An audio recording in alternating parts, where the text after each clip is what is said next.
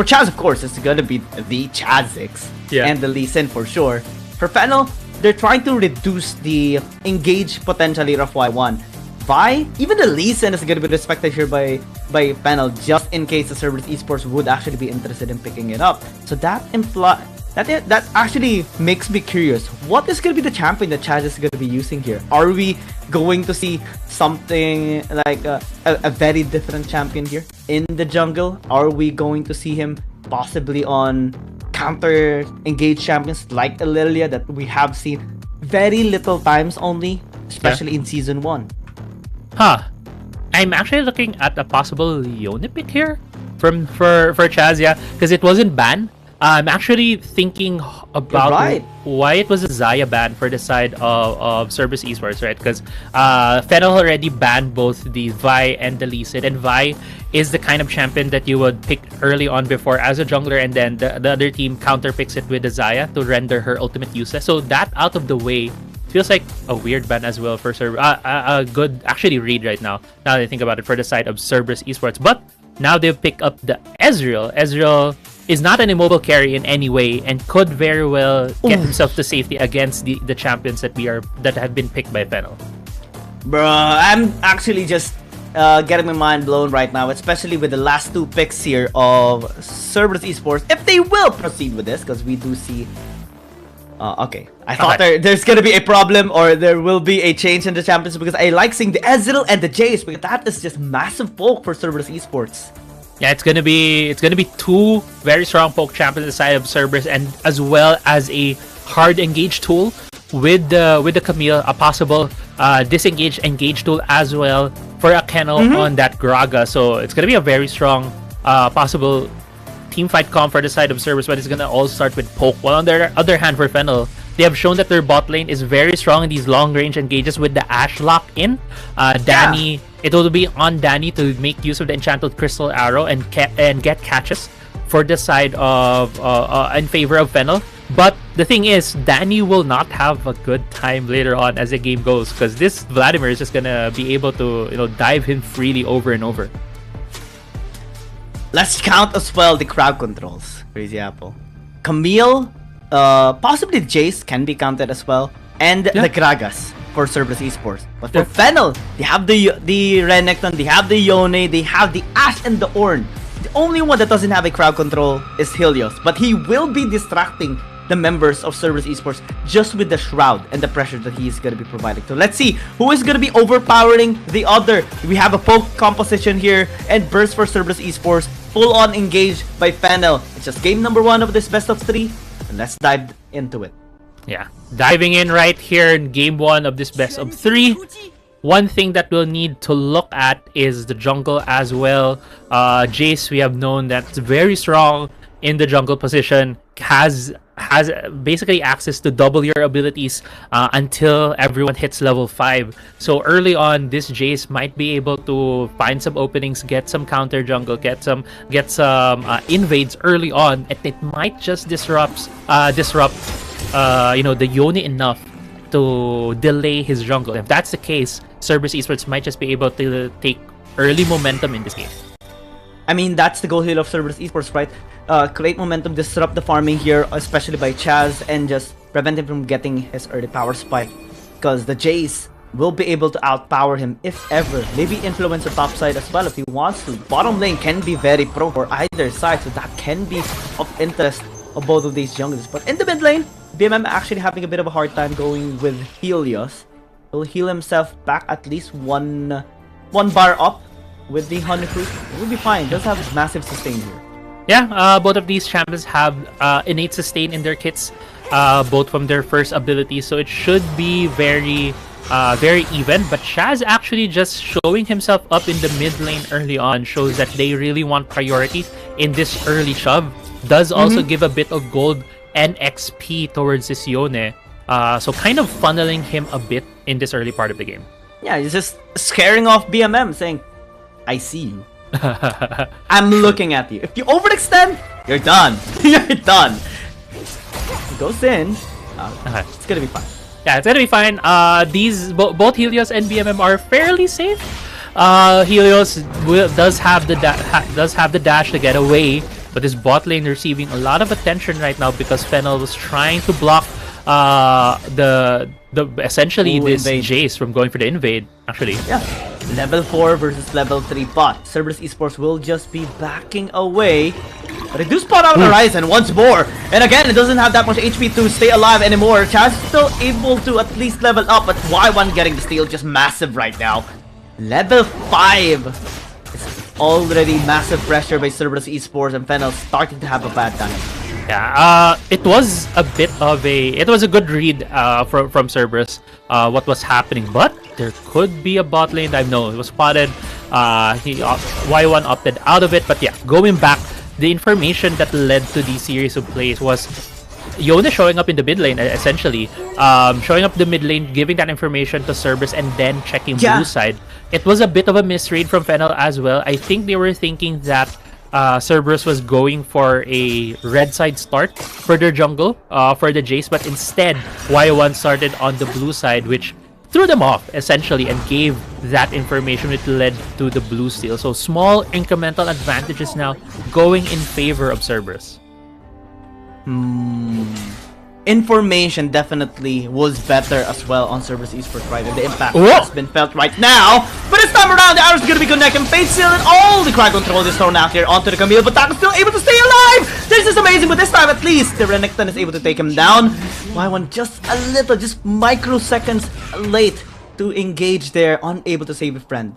Yeah, and what a great gank, right, from Fennel, right? You know, all started from the Enchanted Crystal Arrow, hitting Taco right there, and look at the layering of CC from Fennel. Chaz waited for spells to use his Ruthless Predator for the stun as well, and then go for the layer with the ultimate from the Yone. Just amazing. If it weren't that, they might have not gotten the kill. What's the plan here of Fennel? After that, yes, there is a kill already into the top lane. A bit of a shutdown onto the Camille, but I think the main problem that is going to be very pressuring for them is the Jace. Later on, the Vladimir as well. There's so much late game insurance for Cerberus Esports that Fennel should be pressured a little bit here, that they need to secure at least 2,000, 3,000 gold lead. But that's about to happen here, or at least on either side. That can happen with the first objective spawning up. Yeah, that's very much possible, especially if they secure the Herald early on. They can get a push. They can get a push going and then get that gold injection from these towers falling. But right now, I think Fennel is having this mindset of we need to get more gold. We need to get more resources in the hands of Chaz. And they've started that off with the top side, also gifting him the kill, I believe, by the end of it. So yeah, they really need to get Chaz in a state that he's ahead, and then he might just be able to carry the game for Fennel. I mean, it's going to be the late game insurance as well, alongside with Helios, right? So backline access is going to be so much possible with Chaz being able to be funneled, injected with so much money, especially with the Call of the Porch God later on. Horizon is just lingering here by this area. I think Fennel wants to contest whatever objective Cerberus Esports is going to be getting. Yeah, I think it's, they're going to be contesting, as well as they really want to prioritize this Herald at the moment. There's so many members of Fennel here, about 4 members, while for the other hand, there's also 4 members of Cerberus. There is growing tension here with both of these teams, but Enchanted Crystal has already been used. Gas as well. Call of the Orange God not going to be connecting onto anyone, but the charge here onto Akeno might be in a lot of trouble right now. But Ryzen as well will be flashing away, but Spells is going to be the primary target. Will get taken down. Ryzen as well will just be escaping. Helios is in a lot of trouble this time around. 2 kills picked up by Cerberus Esports, and they should get this RH, but they actually turned Chaz able to stay alive at the very least. But again, this is what we talked about, Crazy Apple. Cerberus Esports getting the momentum. Yeah, getting this replay right here, a lot of the ultimates already being used by Fennel from the start, while Cerberus Esports just bided their time, waited for Fennel to spend their big resources and going in for the kills right here. They're able to secure 2 kills as well as the Herald. What an early momentum swing in favor of Cerberus Esports. Yeah, this is massive momentum swing, especially for the Jace, especially for the Ezreal, because they picked up a kill for him as well. So for 100 kill participation is actually good here for Genza. It's just a massive adjustment that Cerberus Esports is actually making right now against Fennel. They're keeping track of every single one. And now they're using the RH as well to be able to bash this tower up, maybe even have enough space to push them back and get a double objective here with the Dragon. Yeah. Cerberus Esports just having essentially better communication at this point from Fennel. I felt like earlier on in that fight, both Danny and Arisen were looking for fights, and then they just used their ultimates at the same time. If Fennel was more grouped up in that fight, they might have been able to front the back Cerberus, but instead they weren't able to. Topside, Fennel trying to look for a play, but instead they'll just be able to get the tower here, I believe, just because they have more members. But exchange, Cerberus Esports is getting the Drake. So even though topside tower was given away, Cerberus still winning out in terms of the macro play here. I mean, basically Fennel's just scavenging here. Yeah. Trying to get something across the map, but they're losing so much as well. As Cerberus Esports equalizing the tower takedowns from the one that they had, plus the tower that they've taken in the mid lane, plus the dragon as well. This is incredible performance coming in from Cerberus Esports. They have been very, very efficient all throughout this game so far. Yeah, definitely. And right now, Fennel needs to look for a play. They need to look for they need to look for a momentum shifting play for them. And that usually starts from either a big fight or just these kinds of picks that we might be seeing here. But Haku, feel like he kind of knew, kind of sensed that there weren't many members of Fennel on the map. So try to play it a bit safe. It wasn't the safest play, to be honest, him going through that river. But instead of rushing towards that tower at that bottom enough space getaway. Genza might not be able to get away this time around. The breath as well is going to be there to at least get Y1, be brittle. Spells as well trying to following up. Cast as well going to be used just for the disengage, but Helios this time around is getting turned. At least Fennel is able to get one kill, but they want more. They will get the Jace. Topside as well. Spells just wanted to engage here onto a cannon, but will not be allowed. Please. Fennel getting 2 kills might be great for them, but still, Cerberus Esports, they're far ahead. Yeah, in this replay right here, it's going to be shown that how Fennel is thriving in this kind of chaos. Danny immediately pulling the trigger right here on Genza with a bit of a overextension on his part. Getting hit by 2 crucial CCs coming from Fennel, which gifted them the kill. Y1 almost got to get away here, to be honest, but he will also be going down as well off the map. Actually, on the other side, BMM was safely farming as the Vladimir. That is one of the late game insurances that Cerberus Esports has, and with BMM not joining these fights, just getting experience as well as gold, he could very well later on join these fights and delete the members of Fennel. Everybody's looking at Helios right now for sure, and Chaz. They're the late game insurance. Even the Ash of Danny is not going to be able to do much in terms of damage. Maybe through pokes, it will. But the main impact that he's going to be giving is the arrow later on for the setups, for the assassinations. And the rest will just follow up alongside with the Call of Fortune of Horizon. This time Chaz is having much more confidence to maybe get the steal. Invading the camp here of Y1. We'll still get it, and Blast going away. It's good. At least some resources that they're getting. But outside, actually good target selection there. Just dodge to Y1 because he has the shield.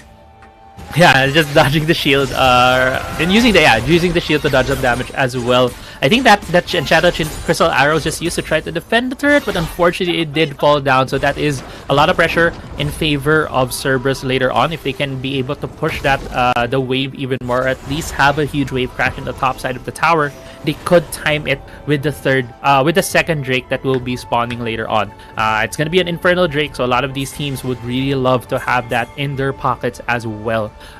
So right now, I am also looking at how that wave will be formed by Cerberus. It's just being shoved out right now by Fennel. What will Fennel do is the question, right? We do see them go through around, looking for picks. I don't think it's going to be enough for them to actually be able to come back here in this game. BMM actually stalling up for so long! Still able to escape, and just now, information for 2 people being there. Cerberus Esports working on mid and bot. Yeah, but it's also Fennel trying to work off on the macro plays, right? But actually bot side, okay, I don't think there's going to be any more action brewing right there in the bot side. But actually mid lane though, Helios might be in trouble. BMM almost getting him with the Tides of Blood. Chaz, oh man, just some poke, but the damage actually is pretty pure. Spells gonna be going with a flank here, but is being kited away by some of the members here of Cerberus Esports. Getting some damage onto him. Shuriken connecting here from Helios, but not really onto the best target. They still will be committing onto the Gragas. Chaz as well, going with a soul and bound, but he will bound, go back there onto his initial position, and BMM is just gonna be bursting him out. Tackless will gonna be joining the rest of the squad, and Fennel only a 1-for-1 trade so far.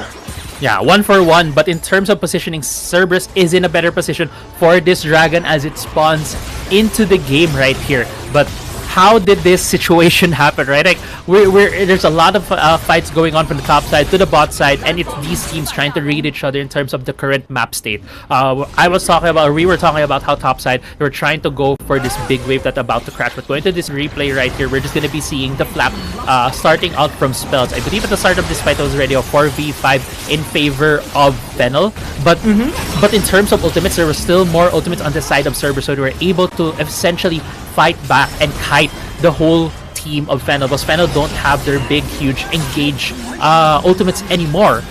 So Cerberus was just able to buy their time again and wait for Fennel to come to them, slowly chip them until they can go for these kills. And with that said, Cerberus Esports having a more dominant or more commanding lead at this point in the game. 13 minutes, Baron is up. They could very well set this objective up, wait for Fennel again to blow their big ultimates, that is the Enchanted Crystal Arrow and the Ornn ultimate, to bait them out while they're starting Baron, peel off a bit, then come back, and then Fennel will be at the back foot trying to get in this kill.